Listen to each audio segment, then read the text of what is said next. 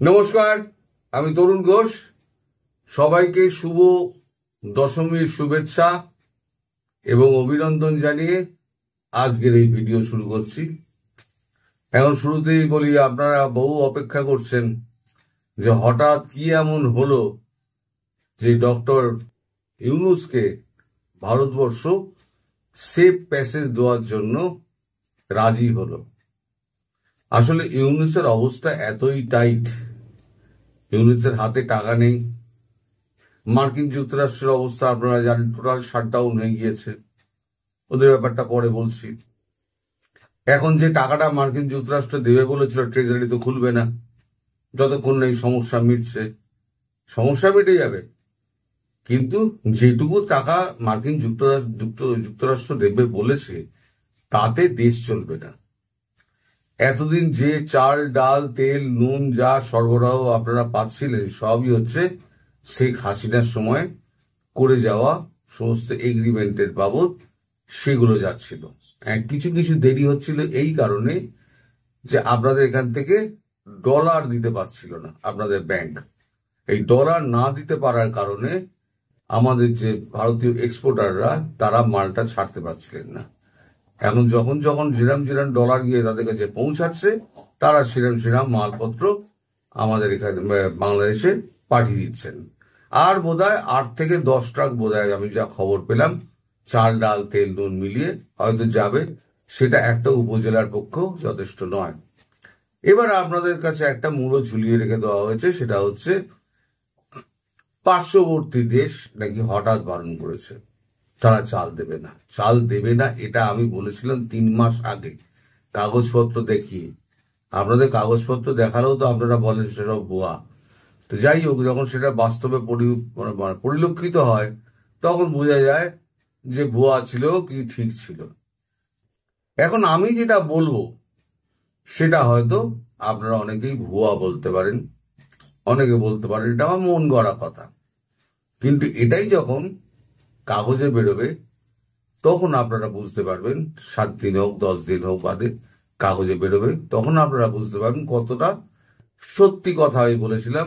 এবং ইউনূসের হালচাল কিন্তু দেখে আপনারা বুঝতে পারবেন যে ইউনূস কিন্তু আস্তে আস্তে সেই পথেই এগোচ্ছে।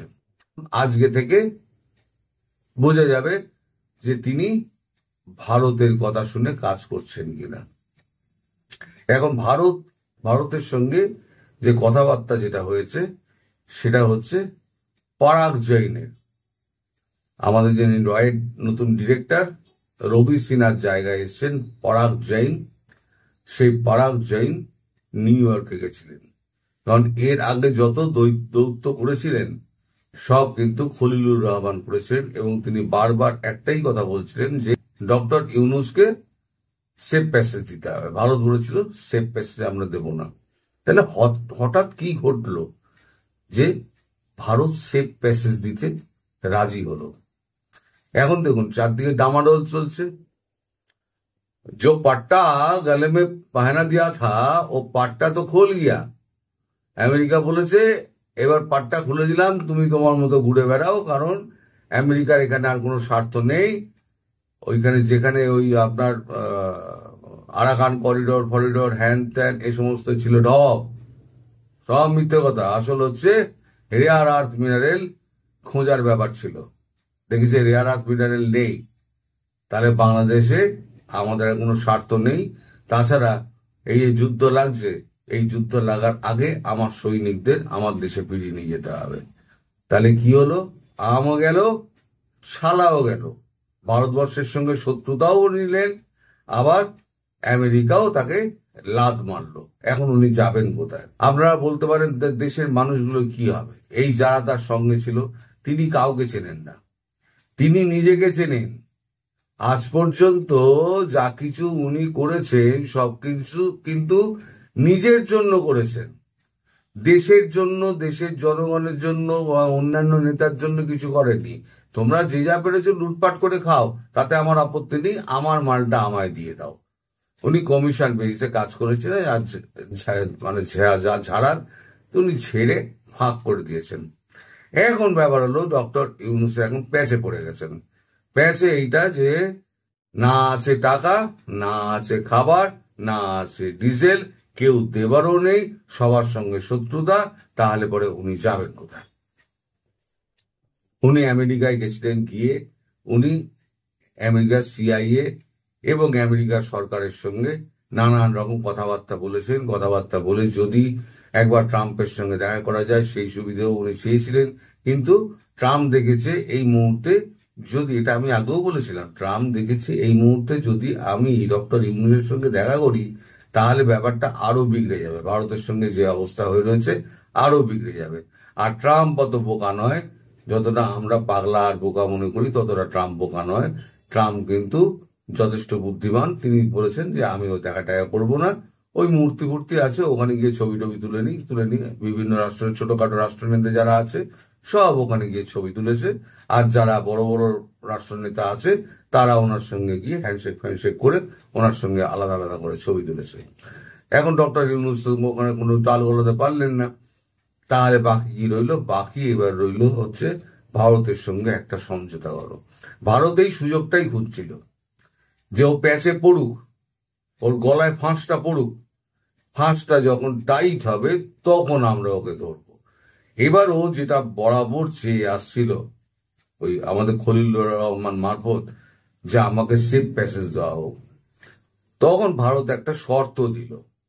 শর্ত হচ্ছে যে আপনাদের যে সংবিধান আছে সেই সংবিধান অনুযায়ী শেখ হাসিনা এখনো প্রধানমন্ত্রী, ফলে ট্রানজিশন অফ পাওয়ার যেটাকে বলে ক্ষমতা হস্তান্তর যদি করতে হয় তাহলে শেখ হাসিনাকেই করতে হবে সংবিধান অনুযায়ী। সংবিধান মেনে যদি করেন, আন্তর্জাতিক স্বীকৃতি পেতে যদি করেন, তাহলে সংবিধান মেনেই কিন্তু করতে হবে, সংবিধানের বাইরে গেলে কিচ্ছু হবে না। আপনাদের যে কোর্ট যে আছে সেই কোর্ট অক্টোবরে আপনাদের কি রায় দেবে, ফেব্রুয়ারিতে কি রায় দেবে, তাতে কিছু যায় আসে না। ফেব্রুয়ারিতে নির্বাচন হবে না, আমি এই কথাও আপনাদের বলে দিচ্ছি। যা হবে মানে 31শে ডিসেম্বরের চলতি বছরে 31শে ডিসেম্বরের শেষের আগে এই বছরই সমস্ত কিছু কমপ্লিট হয়ে যাবে। আর তো বাকি রইল অক্টোবর, নভেম্বর, ডিসেম্বর, 3টে মাস। এই 3টে মাসের মধ্যে সব কমপ্লিট হয়ে যাবে এবং শেখ হাসিনা দেশে ফিরবেন। এখন যদি কোর্ট বলে যে না আমি একটা সরকার করতে চাইছি যেটা সংবিধানের মধ্যে নেই, তাহলে ট্রানজিশন অফ পাওয়ারটা হবেই করে, মানে ক্ষমতা হস্তান্তর হবেই করে। আর শেখ হাসিনা তো এখানে ক্ষমতা কে কাকে দেবে? ফলে কোর্টের ওই রায় কিন্তু আন্তর্জাতিক স্বীকৃতি পাবে না। ফলে যেখানে যেখানে লোন টোন পাওয়ার ব্যাপার ছিল সেগুলো কিন্তু কিছুই পাওয়া যাবে না।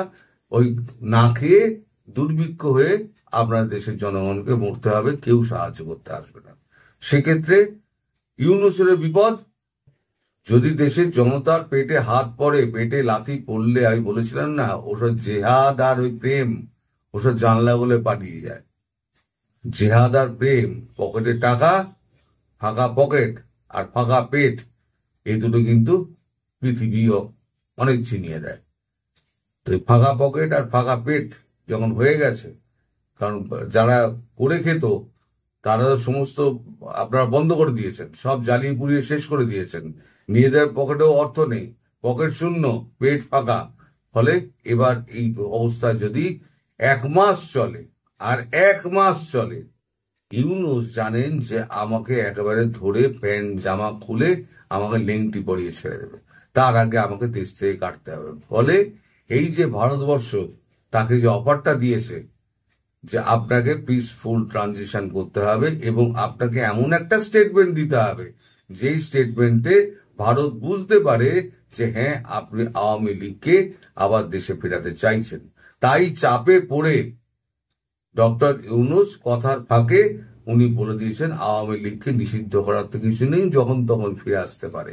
ওটা একটা স্টেটমেন্ট ভারতকে শোনানোর জন্য যে তোমরা যেটা বলেছিলে আমি সেই কাজটা করে দিলাম, এবার আমাকে সেফ প্যাসেজটা দাও। এবার কি করে কি হবে আগামী 3 মাসের মধ্যে সেইটা ঠিক হবে। তবে এটা ঠিক যে শেখ হাসিনা বাংলাদেশে এবছর 31শে ডিসেম্বরের আগেই ফিরবেন।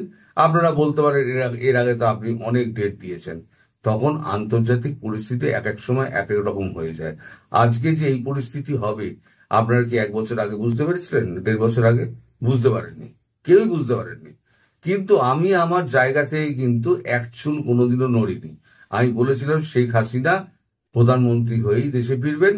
আজও আমি বলছি শেখ হাসিনা প্রধানমন্ত্রী হয়েই দেশে ফিরবেন। আমি আমার বক্তব্য থেকে এক চুলও নড়িনি। আপনারা হাজার গালাগাল করেছেন, অনেক গুজববাজ বলেছেন, অনেক ঠকবাজ বলেছেন, আজও বলবেন, তাতে আমার কেউ যায় আসে না। কিন্তু আলটিমেটলি সূর্যোদয় হবে এবং শেখ হাসিনা প্রধানমন্ত্রী হিসেবে এই দেশে ফিরবেন, মানে বাংলাদেশে ফিরবেন।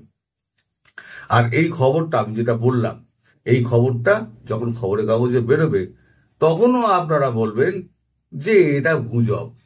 কারণ গতকালকে যে আমি যে খবরের কাগজ তুলে যে রিপোর্টটা আমি করলাম যে ফ্রান্স এখন মানে যুদ্ধ পরিস্থিতি সামলানোর জন্য রেডি হচ্ছে, মার্চের যুদ্ধ পরিস্থিতি, তাতেও লিখেছে গুজববাজ।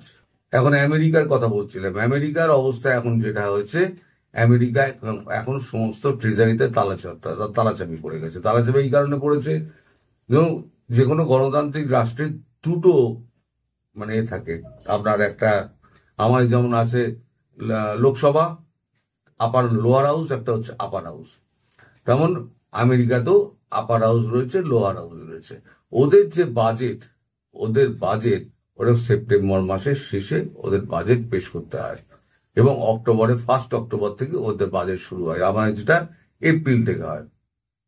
সেই বাজেটে এখন ডেমোক্র্যাটরা সই করছে না কারণ রিপাবলিকানদের সেই মানে এই সংখ্যা নেই, সেনেটের সংখ্যা নেই। ফলে যখন সেনেটে গিয়েছে, সেনেটে ডেমোক্রেটরা পাশ করছে না, বলছে সারা পৃথিবীর সঙ্গে আপনি পাঙ্গা নিয়ে নিয়েছেন, এখন আপনি যদি এই সমস্ত বাজেট নিয়ে আসেন। বাজেটটা কি ছিল? একটা নিয়েই গন্ডগোল, সেটা হচ্ছে ওবামা। আপনারা যারা আমেরিকায় যারা থাকে তাদের কাছে আপনারা শুনতে পারবেন যে মানে চিকিৎসা খরচ কত বেশি। ওদের চিকিৎসা বিমার পেছনে যে টাকা যায় সেই টাকা অন্য কোথাও কোনো ক্ষেত্রে কোনো প্ল্যাটফর্মে খরচা হয় না। ফলে ওবামা যেটা করেছিলেন, করেছিলেন যে চিকিৎসা বিমার ওপরে একটা মানে ছাড় দিয়ে দিয়েছেন, গভর্নমেন্টের একটা টাকা, মানে প্রাইভেট চিকিৎসার জন্য আমি একটা বিমা করলাম, আমার 90% টাকা গভর্নমেন্ট দিল, 10% টাকা আমি দিলাম। এই যে 90%-এর ভর্তুকি, এই ভর্তুকিটা ট্রাম্প তুলে দিয়েছেন। এবার ডেমোক্র্যাট যারা আছে এবং রিপাবলিকানদের মধ্যেও যারা আছে তারা বলছে এই বিল কখনো পাস হবে না, এই বাজেট পাস হবে না, আগে রেকটিফাই করো তারপর পাস হবে। এখন এই জটিলতার মধ্যে আটকে রয়েছে। এখন ট্রেজারি সব বন্ধ। এখন বাস, ট্রাম, তেল, স্কুল, অফিস কাছারি, সরকারি অফিস, ফেডারেল অফিস, যেগুলো কেন্দ্রীয় সরকারি বলে, ফেডারেল অফিসগুলো সব বন্ধ। 7.5 লাখ এখন ঘরে বসে রয়েছে, কবে বেতন দিতে পারবে তার কোনো ঠিক নেই। এই হচ্ছে আমেরিকার বর্তমান অবস্থা। সেই অবস্থায় বাংলাদেশকে টাকা দেবে, কোত্থেকে দেবে টাকা? নিজেদের টাকা নেই, টাকা আছে কিন্তু ট্রেজারি খুলছে না, ট্রেজারিতে টাকা কি? ফলে এখন ডক্টর ইউনূসের অবস্থা খুব খারাপ। এখন তিনি ভারতীয় প্রস্তাবে মেনে নিয়েছেন। এখন যদি উনি সবকিছু ঠিকঠাক করেন, তাহলে ভারতীয় বিমান বাহিনীর একটি বিমান রাতের অন্ধকারে ঢাকা বিমানবন্দরে নামবে, ওনাকে নিয়ে ভারতবর্ষে এসে অন্য কোনো যে দেশে উনি যেতে চান সেই দেশে ওনাকে পাঠিয়ে দেওয়া হবে। উনি বলেছিলেন যে আমি ভারতবর্ষে থাকতে চাই, ভারতবর্ষে বলেছে, আমাদের পরাগ জৈন বলেছে ভারতবর্ষে থাকার আপনার কোনো প্রশ্নই নেই, কোনো সুযোগই নেই। আর আপনি তো ইস্তিমুড়ে জায়গা কিনেছেন, ইস্তিমুড়ে আপনি চলে যান। তাহলে এই অবধি হয়ে রয়েছে। আগামী দিনগুলোতে কি অবস্থা হয় সেদিকে নজর রাখবেন। আবার বিজয়া দশমীর সবাইকে শুভেচ্ছা এবং অভিনন্দন জানিয়ে আমি শেষ করছি। সবাই ভালো থাকবেন, সুস্থ থাকবেন এবং সাবধানে থাকবেন। নমস্কার।